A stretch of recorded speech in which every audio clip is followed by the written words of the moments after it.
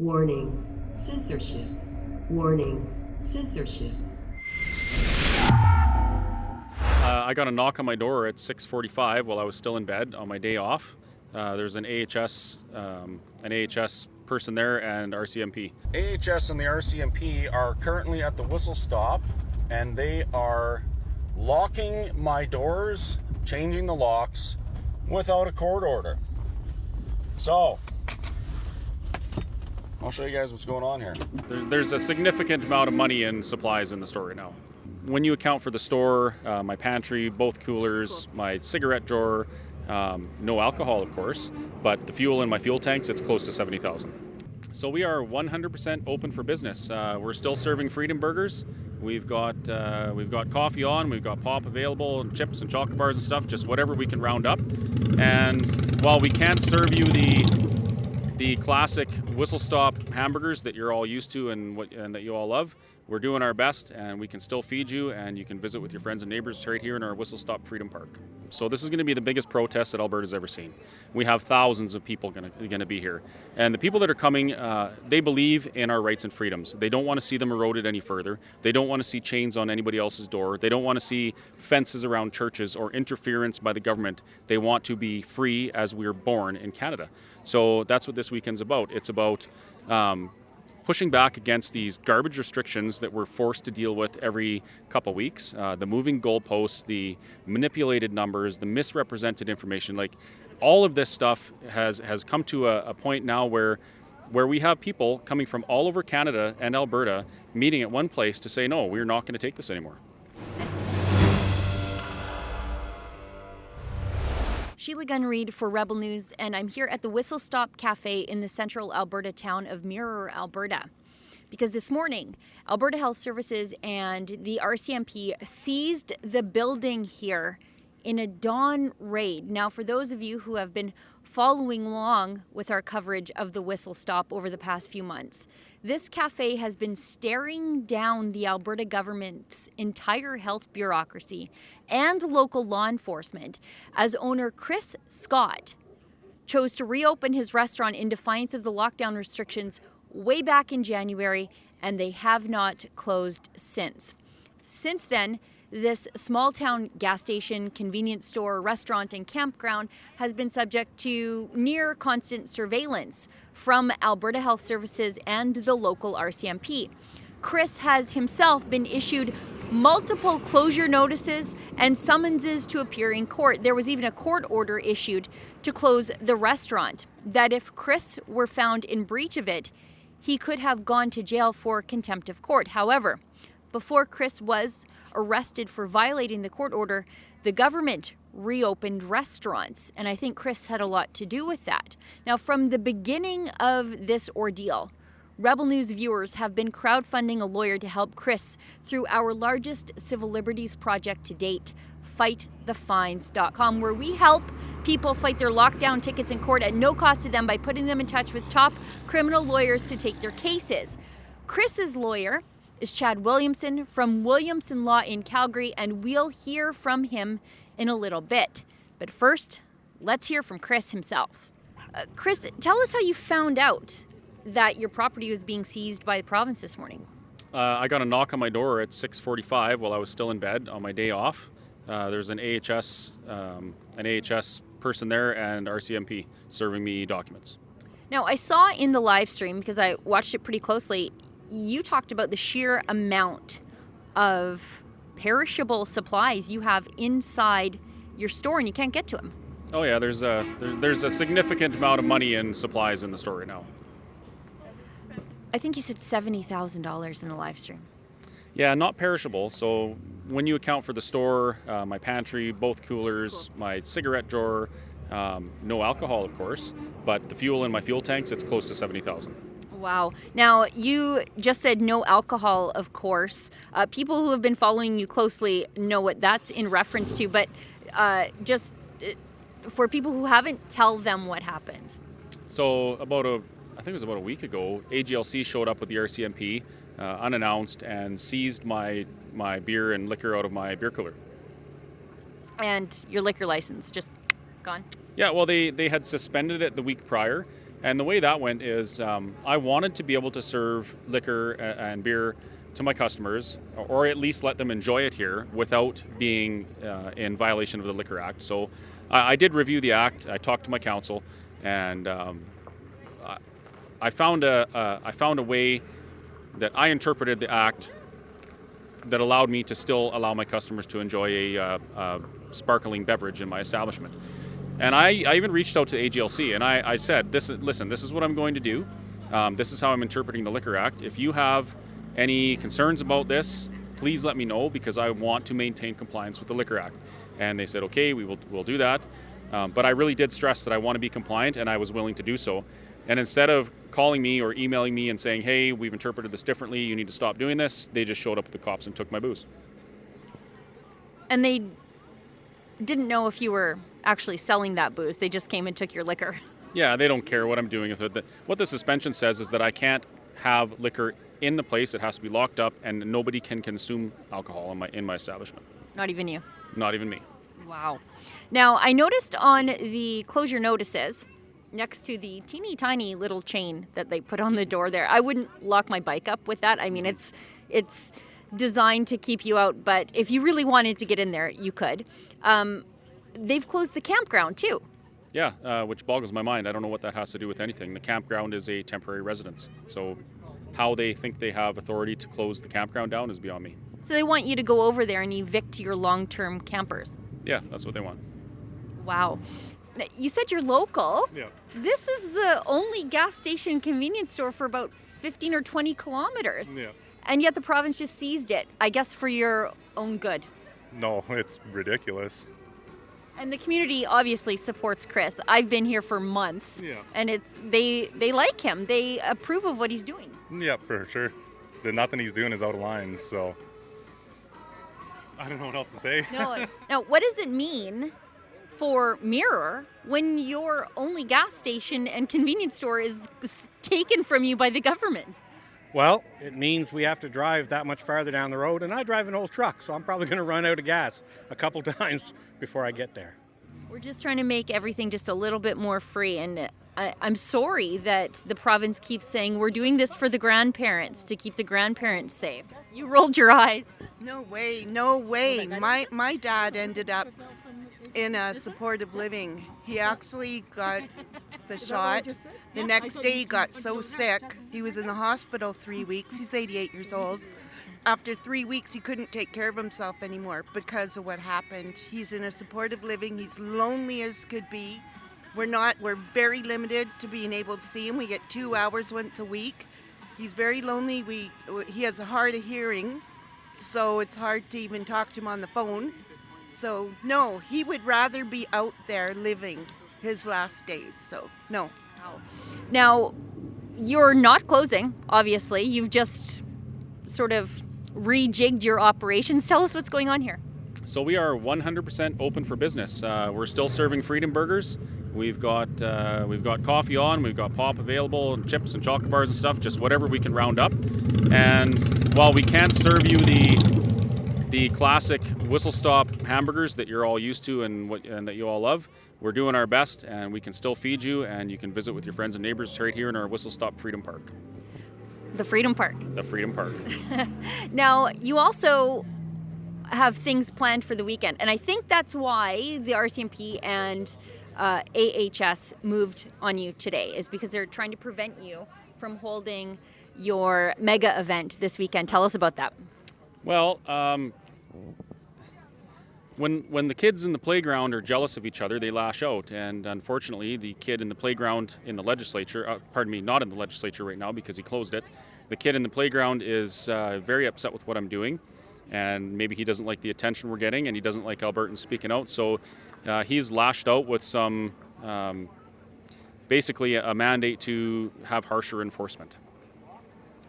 And your event this weekend, tell us about that. Oh, it's going to be awesome. So this is going to be the biggest protest that Alberta's ever seen. We have thousands of people going to be here. And the people that are coming, they believe in our rights and freedoms. They don't want to see them eroded any further. They don't want to see chains on anybody else's door. They don't want to see fences around churches or interference by the government. They want to be free as we were born in Canada. So that's what this weekend's about. It's about pushing back against these garbage restrictions that we're forced to deal with every couple weeks. The moving goalposts, the manipulated numbers, the misrepresented information, like all of this stuff has come to a point now where we have people coming from all over Canada and Alberta meeting at one place to say, no, we're not going to take this anymore. And it's Friday, Saturday, Sunday? Friday, Saturday, Sunday. And I'm hoping that, I'm really hoping church on Sunday is a very special experience. Me too. Now, we have Chad Williamson, your Fight the Fines lawyer. He's working on this. I talked to him this morning, and actually I talked to him before I'm having this interview with you.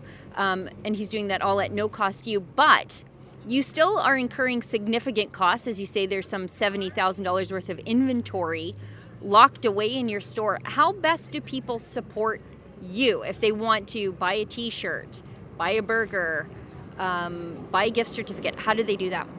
Well, there's a few ways. The first one, and probably the most important way to support me and all these other small businesses right now, is at fightthefines.com. Rebel Media has done a great job of sticking up for the little guy, as they always do, and that's extremely important. The cost of this litigation is going to be insane and astronomical. Astronomical. The government has unlimited resources because they take it right out of your pocket, right out of my pocket, and they use it to fight us. So they have unlimited resources and we don't. So it's very important to support places like the Rebel, who are sticking up for us and hiring these lawyers for us. The second way, and a more direct way, is you can send an Interac e-transfer to donations@whistlestoptruckstop.ca. Now, what we're doing with that money is, first and foremost, we're buying this property early, and we're getting the title in our name so that the person that I'm purchasing this place from is completely out of the picture, no more harassment from AHS, and it's one less mechanism they have to force me to submit. The second thing we're doing, and I explained this in a live stream last night, if for some reason everything goes south, which I don't think it will, and we don't raise enough money and we don't get this place, we are going to do something big. We're going to keep slinging burgers no matter what. It doesn't matter if it's here or if it's on four wheels. We will be serving freedom burgers as long as we can. So, yeah, that's the way to support us directly is donations at whistlestoptruckstop.ca. Now, with that, I've stated that in your message on the transfer, please state whether you want that to be a gift to us or if you want it to flow through to a charity, because while we need this money in the short term, we do understand that there's thousands and thousands of Albertans that are suffering and hurting financially. And once we're past this, we do want to support them. So if you send us a donation and you want it to go through to a charity, this will all be recorded by a third party. And at the end of this, we will sit down and we'll determine what the number is, and we'll start donating to charity to chip that amount down every month, because we want to do something for the people of Alberta who are doing something for us. So there's that. And then also you could put on their gift certificate, and that gift certificate would be used to either, we can mail it to you, or we can use it to buy somebody else a meal and kind of pay it forward right in our cafe. That's wonderful. And I know that you guys also support the Veterans Food Bank. Absolutely, we do, yeah. If I'm not looking my best this morning, it's because I've been up since the sun came up, monitoring and responding to the issues arising from the potentially unlawful and unconstitutional barricade of the Whistle Stop Cafe this morning by Alberta Health Services.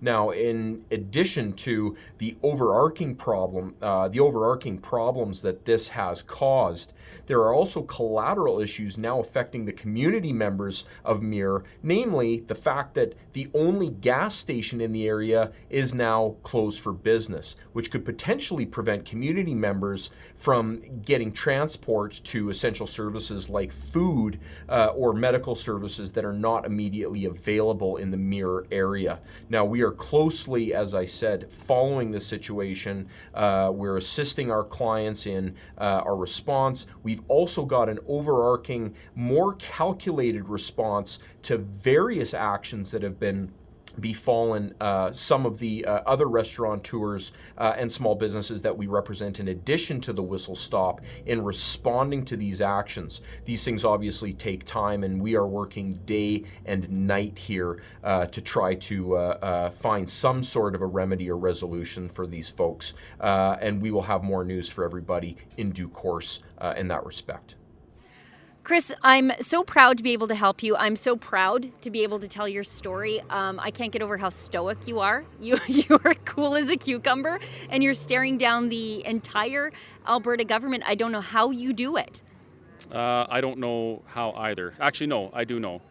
It's the thousands of messages and phone calls and emails that we get all the time from people all over Canada who are supporting what we're doing, who are standing with us and beside us. They're supporting us financially, they're supporting our fight, and they believe in our rights and freedoms. So at the end of the day, that's what keeps me going. And as for my calm demeanor, I wasn't very calm this morning, but... it's allowed. Yeah, when you pull into your business and I think there was 7 or 8 RCMP officers, we had 4 AHS personnel, and they're standing there intimidating, blocking the door so that I can't go in and do something so dangerous as pour myself a cup of coffee. It's reason to raise your voice. Well, Chris, as you were talking to me about the thousands of emails and phone calls you're getting, your phone was ringing, so I'll let you go. Keep fighting for freedom, and I guess I'll see you this weekend. Absolutely. It's going to be a great time. I can't wait. Supporters of Chris Scott in the Whistle Stop have been trickling in all day, coming and going. Let's go hear from some of the people who have driven sometimes hours to support the Whistle Stop. I wanted to ask you, first of all, how's the burger? Burger was awesome. Great. And why'd you come to the Whistle Stop today? I live in the community, and I support Chris. There's nothing else to say. Everybody needs the support. They're making nothing but mistakes. They're going back on their word constantly. So you got to support the little guy. Oh, it's a must. We have to do it. Everybody has to do it in Alberta. This is the perfect place. I love it. It's relaxing. It's good food. I love it. Well, I saw what was happening this morning on Facebook right after seeing what Jason Kenney did, and my blood was boiling, so I had to go for some riding therapy on my bike, and I thought this was a good place to come. To stand for Chris.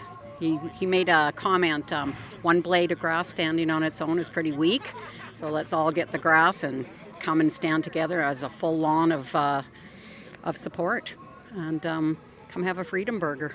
I'm from local here in town and stuff, and got Chris's back on this. This is bullshit what's happening. Jason Kenney last night increased restrictions on outdoor gatherings, which I suppose this is. There's only supposed to be 5 of you here, so you're risking a ticket to be here. Well, as I told a friend last night, I might be going to jail with 1,000 of my closest friends in Alberta, so... It seems as though these blanket restrictions are coming down from Edmonton. Do you think people in Edmonton should be making decisions for how people in small town Alberta are living their lives? Absolutely not. Everyone has a right, that's freedom, for each of us to have a choice to speak. And I don't believe Edmonton should be speaking for themselves. I truly love what you guys are doing, and I hope we can push this premier to do the right thing finally. That's enough. I mean, my God. It's one thing to try to help people, but that's going overboard. Yeah. And that's my views anyways. But Jason Kenney and Alberta Health Services say that your community needs protection from Chris. We need protection from Kenney. That's who we need protection from. People like him, politicians that don't have a clue. They're listening to people that are telling them different things. I work in the oil field. We're taking tests on a weekly basis. And it made a huge difference. It made the numbers jump through the roof. I mean, how is any of that real? Do you have a message for Jason Kenney? He basically outlawed anything beyond what's sitting at your table right now. Thank you for asking me that. The province doesn't have an owner. All Albertans are the bosses for this province. He should follow what we want, not what he wants. No, he just needs to open everything back up and get his ass going in the right way. He's been a real disappointment, hey? Yeah, for sure. It's time for him to release Albertans before Alberta releases themselves of him. I think he should get out of leadership. It's not his gig. This granny's standing up for her grandsons, and I won't bend a knee. I will not. Kenney, stand down, because the grannies are coming, and they're going to stand up for the children. I want to talk to you because you work here. Yes. The province just stole your job from you this morning. I'm pretty angry. I'm not going to lie. I mean, the gas stations are supposed to be an essential service. And so I'm out of a job. I'm out of a way to provide for my family. My daughter's out of a job to provide for herself. And I think this is complete horseshit. to be honest. Pardon my language, but we haven't done anything wrong. We haven't had any COVID cases here. We still abide by the health code. I have my ProServe, and they've taken it all away one by one. They've stripped us all of an ability to provide for our families. And for what? For a flu? I've had COVID. It's not that bad. You know, I'm just done. I'm just done. This is some German shit right now. Do you have a message for Jason Kenney? Resign soon before this gets ugly, or uglier than it already is. Go ahead. Now, you just said something to me off camera that your T-shirts that you've made to support the whistle stop here, those were stolen by the province too, apparently in the interest of public health. Absolutely. Me and Melanie have been working really hard for the last couple of weeks to design some clothing for the whistle stop so people can buy it, show their support, and to help us buy this place. And this morning they put the locks on the doors, and me and Melanie have hundreds and hundreds of dollars worth of merchandise locked in that place that we can't access. That actually don't even belong to Chris. They belong to me. And I'm pretty angry about it because I can't get in there and get that stuff. And that was also income that I'm not going to get for my family now. So yeah, I'm really angry, and I'm not leaving here until they open those doors back up. Carrie from Outlaws. Hi, Sheila. Hi, Carrie.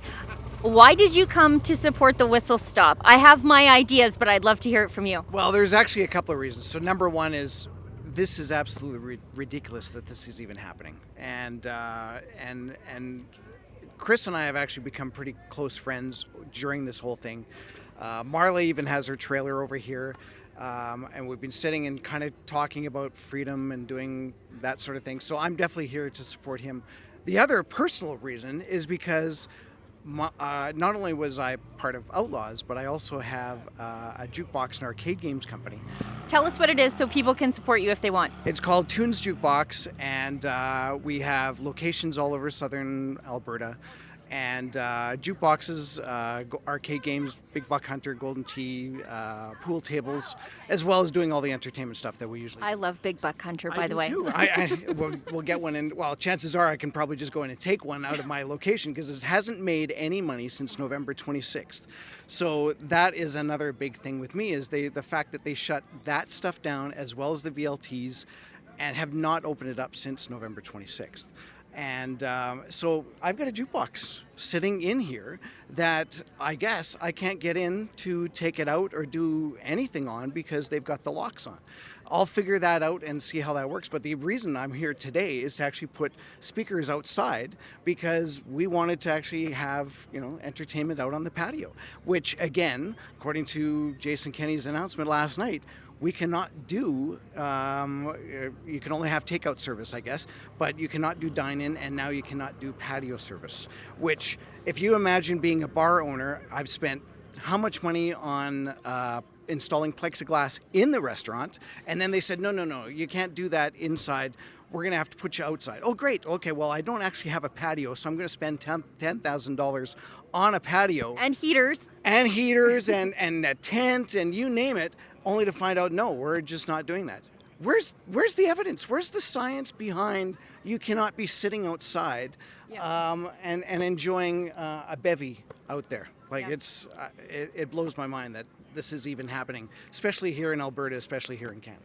If you'd like to help us help Chris Scott and the nearly 1,000 other people and businesses fight their lockdown tickets in court, please go to fightthefines.com, and all of your donations there now qualify for a charitable tax receipt through the registered Canadian charity, the Democracy Fund. Again, that website is fightthefines.com.